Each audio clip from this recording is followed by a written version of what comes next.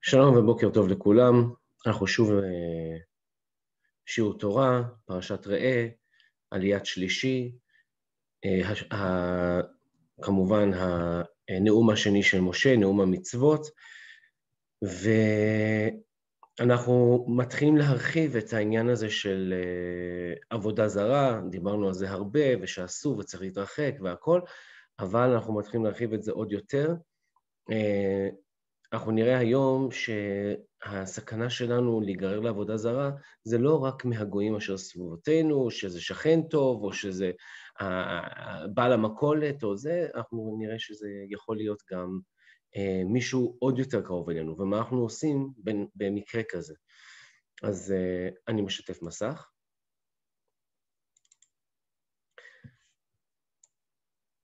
ואנחנו מתחילים. כי אחרית השם אלוקיך את הגויים, אשר אתה בא שמה לרשת אותם מפניך, וירשת אותם וישבת בארצם. והקדוש ברוך הוא מתחייב אלינו, כי זה מה שהוא הבטיח לאברהם, יצחק ויעקב. ישמר לך, פן תינקש אחריהם. תינקש מלשון מוקש, אמרנו מיליון פעמים כבר. מוקש הולך, מוקשים, צידים, מוקש זה בעצם, זה מלכודת. אם אתם משאירים את הגויים לידכם, שהם עובדים עבודה זרה, הם יהיו מלכודת כזאת שתפיל אתכם לתוך עבודה זרה. ישמר לך פן תינקש אחריהם, שלא תיפול במלכודת שלהם. אחרי השמדם מפניך, ופן תדרוש לאלוהיהם לאמור, איך יעבדו הגויים האלה את אלוהיהם, ועשה כן גם אני. כמו שהגויים עבדו את אלוהיהם, את העבודה הזרה שלהם, גם אני רוצה לעבוד. גם יכול להיות שהשמדתי את כולם, אבל את העבודה הזרה אני אעבוד גם, בגלל שהם עשו את זה, כנראה שיש בזה מן האמת, חלילה. לא תעשה כן להשם אלוקיך, כי כל תועבת השם אשר שנא עשו לאלוהיהם, כי גם את בניהם ואת בנותיהם ישרפו באש לאלוהיהם. אומר הקדוש ברוך הוא, העבודה הזרה שלהם היא תועבה. זה כבר כתבנו את זה מקודם, שאסור לשמור פסלים של זהב וכסף, או אולי נגיד שסתם, זה לא בשביל עבודה זרה, זה רק בשביל שיהיה לי פסל יפה בגינה. תועבה, הקדוש ברוך הוא קורא לזה תועבה, זה גועל, זה מגעיל אותו, והוא גם נותן דוגמה הקדוש ברוך הוא, לא סתם טוב וזה מגעיל, תתרחקו. כי גם את בניהם ואת בנותיהם ישרפו באש לאלוהיהם. הייתה עבודה זרה בשם המולך. וכדי להראות שאתה אוהב את המולך, שאתה מחובר למולך, אז כשנולד בן או בת בכורים, אז היו מעבירים את התינוק באש, בתוך להבה. והם היו אומרים, אם התינוק נשרף, אז זה קורבן למולך. ואם התינוק חי, כנראה שהמולך בחר בו, וכשהתינוק הזה יגדל, הוא יהפוך להיות כהן למולך. אז אומר הקדוש ברוך הוא, זה תועבה. אני לא רוצה שתקריבו את הילדים שלכם, זה נורא והיום. פרק י"ג. את כל הדבר אשר אנוכי מצווה אתכם, אותו תשמרו לעשות. לא תוסיף עליו ולא תגרע ממנו. דיברנו על זה, נכון? בל תוסיף. בל תוסיף, וכמובן בל תגרע. קל וחומר בל תגרע. ואז, אוקיי, עד עכשיו דיברנו על זה שיש לנו את הגויים סביבותינו, הם עבדו עבודה זרה, ויכול להיות שאנחנו ניגרר אחריהם. מה קורה אם מגיע מישהו מתוך עם ישראל? כי יקום בקרבך נביא, או חולם חלום, ונתן לך, אליך, אות או מופת. קם נביא, והוא נותן לך אות או מופת. הוא עושה ניסים. אתה בא ואתה אומר, וואו, הוא עושה ניסים, מה יש לו כוחות? הקדוש ברוך הוא איתו, נכון? ובא האות והמופת אשר דיבר אליך, הוא אומר, מחר בבוקר ירד גשם סגול, ובאמת מחר בבוקר אנחנו קמים, ויורד גשם סגול. הוא נביא, הוא איש אלוהים, הוא איש קדוש, אבל אז, לאמור נלכה אחרי אלוהים אחרים, אשר לא ידעתם ונעובדם. אחרי שמגיע האות, אחרי שהוא כבר הוכיח שהוא איש קדוש, הוא בא ואומר, בוא נעבוד עבודה זרה. לא תשמע אל דברי הנביא ההוא או חולם, או אל חולם החלום ההוא. רק שנייה, למה לא לשמוע? הוא הביא לנו אות ומופת, ירד גשם סגול בחוץ. כי מנסה השם אלוקיכם אתכם, לדעת, הישכם אוהבים את השם אלוקיכם, בכל לבבכם ובכל נפשכם. אומר הקדוש ברוך הוא, אם אתה רוצה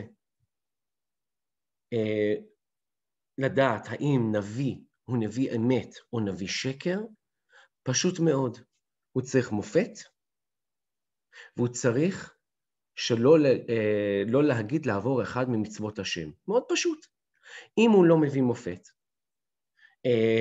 והוא סתם מדבר, לא חייב להקשיב לו. הוא מביא מופת, אבל אומר לעבור על מצוות השם, לעבוד עבודה זרה, להפסיק לשמור שבת, לאכול חמץ בפסח?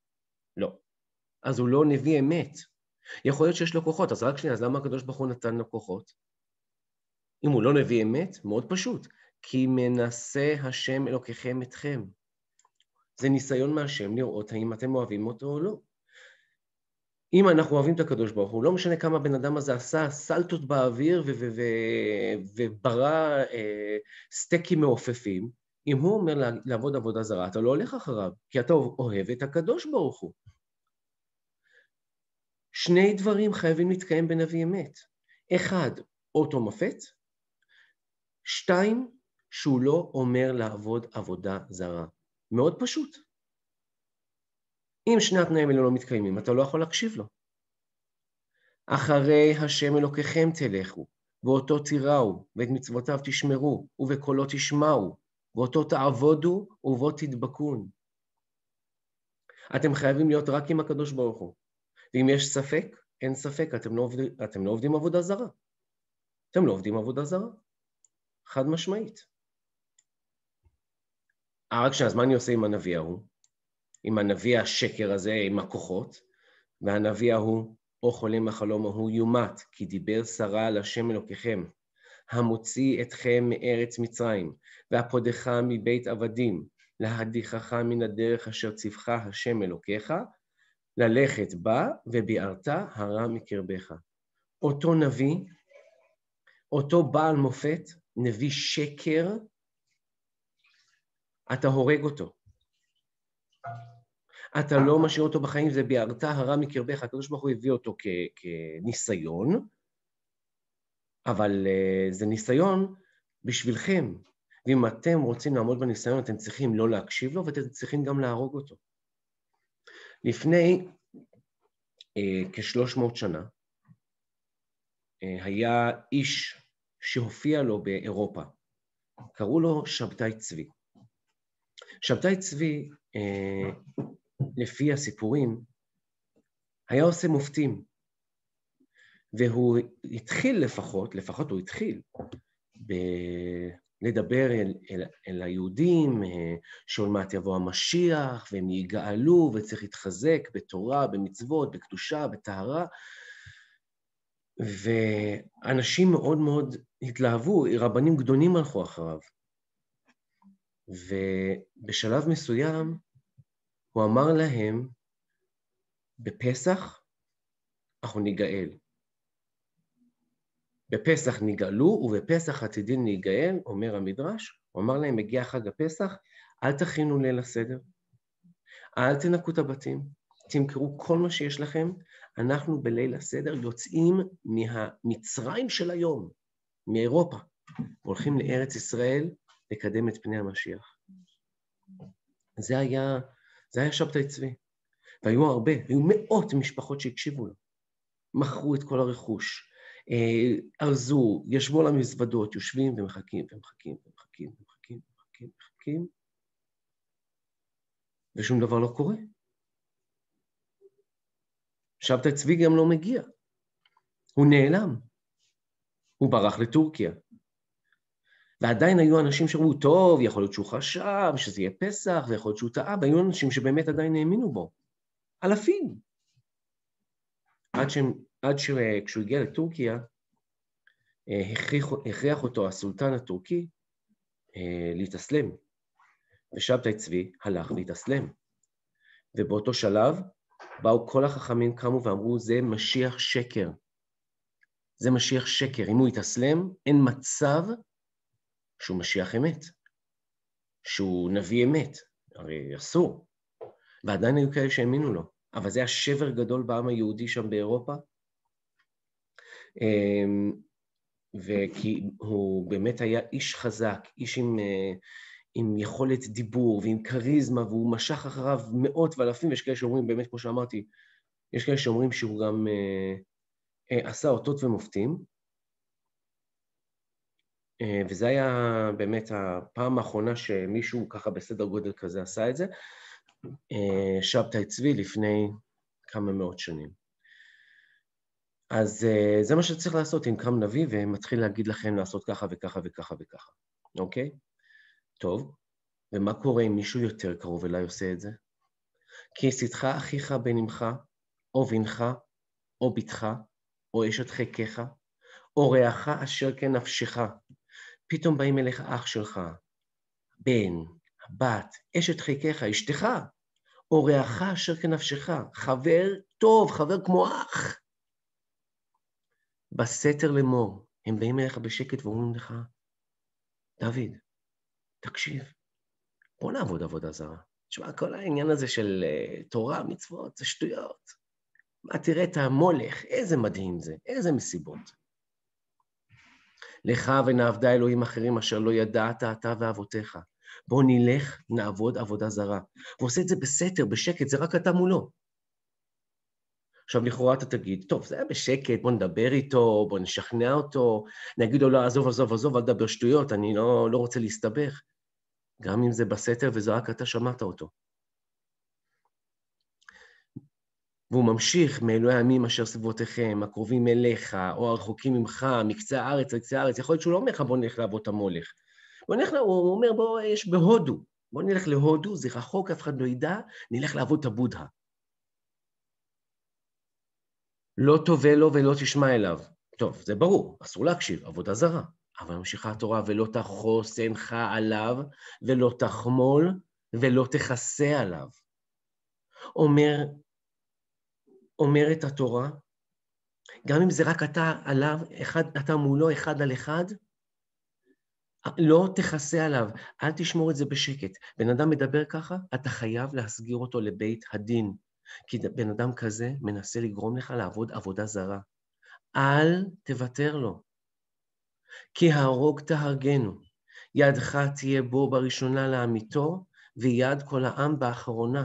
לא רק שאתה אסור לך להקשיב לו ולעבוד עבודה זרה, לא רק שאסור לך להגיד לו, עזוב, עזוב, עזוב, עזוב, בוא נשכח מזה, אתה חייב לספר לבית דין, אתה גם צריך להיות הראשון שהולך והורג אותו, לסקול אותו באבנים. כמובן שלא חייבים, בן אדם לא מסוגל, לא יכול, לא עניינים, אז לא חייבים, אבל זכות הראשונים, אומרת התורה, היא לך, כי אותך הוא ניסה להסיר מדרך הישר. לא תחוס, לא תשמע אליו, לא תחוס עליו, לא תחמול, לא תכסה, ואתה זה שיש לו זכות הראשונים להרוג אותו, כי הוא ניסה להזיז אותך מעבודת השם. וסקלתו באבנים ומת, כי ביקש להדיחך, מעל השם אלוקיך מוציאך מארץ מצרים מבית עבדים. עכשיו תבוא בן אדם, יגיד, אוקיי, סבבה, אני אגיד לבית דין, אני אספר, אבל אני אגיד להם, בואו נשמור את זה בשקט. נהרוג אותו, אבל בשקט שאף אחד לא ידע, זה הבן, זה האח, זה החבר הכי טוב שלי. מגיע לו למות, אבל עזוב, שלא כולם יראו, זה לא צריך לבייש אותו. לא, לא, לא, לא, לא. וכל ישראל ישמעו ויראון, ולא יוסיפו לעשות כדבר הרע הזה בקרבך. אתה מוציא אותו למרכז העיר, לכיכר הראשית של העיר, ושם הורגים אותו, שכולם ידעו מה קורה לבן אדם שנסה להסית את הקרוב שלו, את החבר שלו, את האח, את הבן, את האבא. הוא ימות וכולם ידעו, כדי שאף אחד לא יעשה את זה. רק שנייה. אוקיי, ומה קורה אם קבוצה שלמה עובדת עבודה זרה? מה עושים? פסוק י"ג. כי תשמע באחת עריך, אשר השם לוקח נותן לך לשבת שם לאמור. יצאו אנשים בני בליעל מקרבך וידיחו את יושבי עירם לאמור. נלכה ונעבדה אלוהים אחרים אשר לא ידעתם. מה קורה אם אתה מגלה שעיר שלמה עובדת עבודה זרה? שקמו אנשים מתוך העיר ודיברו איתם, ושכנעו אותם, וכולם. עכשיו, ההלכה באה ואומרת, זה צריך להיות אנשים מתוך העיר, זה צריך להיות עיר של רק יהודים, וזה צריך להיות שכולם עובדים עבודה זרה. אגב, המדרש בא ואומר, שזה אחד מכמה מצוות שמעולם לא קרו, כי זה פשוט בלתי אפשרי, זה כמעט ולא קורה. תחשבו על הדרישות. עיר שלמה, רק יהודים, אף אחד מהם לא מחליט שהוא לא עובד עבודה זרה, ומי שמנסה להסיט אותם זה דווקא אנשים מתוך העיר.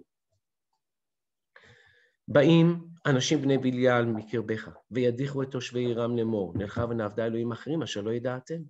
ובאמת כל העיר עובדים עבודה זרה. מה אתה צריך לעשות? ודרשת וחקרת ושאלת היטב. אתה צריך לעשות חקירה ובדיקה, לבדוק שוב שעומדים בכל התנאים. ואמרתי לכם, במדרש, כתוב שזה אף פעם לא קרה באמת, כי זה פשוט כמעט בלתי אפשרי. והנה אמת, נכון הדבר, נעשתה התועבה הזאת בקרבך, זה באמת קרה. אם אתה בודק וחוקר ומגיע לאמת שזה באמת קרה וכל התנאים מתקיימים, מה אתה צריך לעשות? הכת יושבי העיר ההיא לפי חרב, להרוג את כולם, אנשים, נשים, זקנים, ילדים, תינוקות.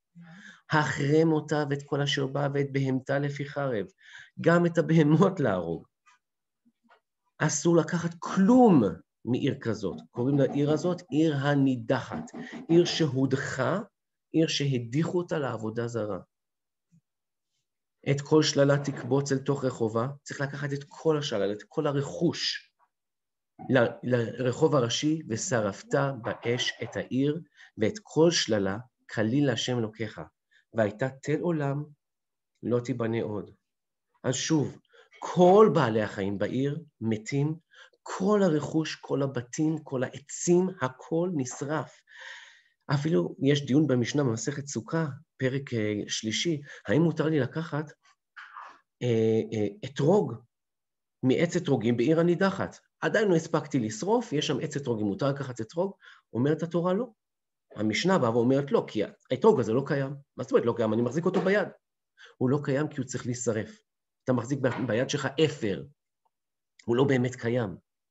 אסור לקחת כלום מעיר הנידחת, וגם אסור לבנות אותה מחדש. העיר הזאת תישאר שרופה והרוסה לעולם כדי ללמד את עם ישראל לקח, וזה בדיוק הסיבה שיש לי את הפרשייה הזאת פה. נכון שזה מעולם לא קרה לפי המדרש, אז למה הקדוש ברוך הוא בא ואומר את זה, אם כל כך בלתי אפשרי להגיע למצב הזה? מהסיבה הפשוטה של ללמד את עם ישראל מה קורה אם אנחנו עובדים עבודה זרה. ולא ידבק בידיך מאומה מן החרם, למען ישוב השם מחרון אפו, ונתן לך רחמים וריחמך, והרבך, כאשר נשבע לאבותיך. אתה צריך להתרחק מהחרם, להתרחק מעבודה זרה, גם אם זה נביא שעושה אותות ומופתים, גם אם זה קרוב משפחה, אח, בן, אחות, אישה, גם אם זה עיר שלמה של יהודים. אני ארוג עכשיו עיר שלמה של יהודים, אין סיכוי. כי תשמע בקול השם אלוקיך לשמור את כל מצוותיו, אשר אנוכי מצווך היום לעשות הישר בעיני השם אלוקיך. אתה חייב לשמור ולעשות את החוקים ואת המשפטים כאשר השם ציווה אותנו. לא משנה מי מנסה להדיח אותך, לא משנה מי מנסה לשכנע אותך לעבוד עבודה זרה, ולא משנה גם אם זאת עיר מלאה ביהודים שעובדים עבודה זרה. להתרחק, זה תועבה. עד כאן שיעורנו להפעם.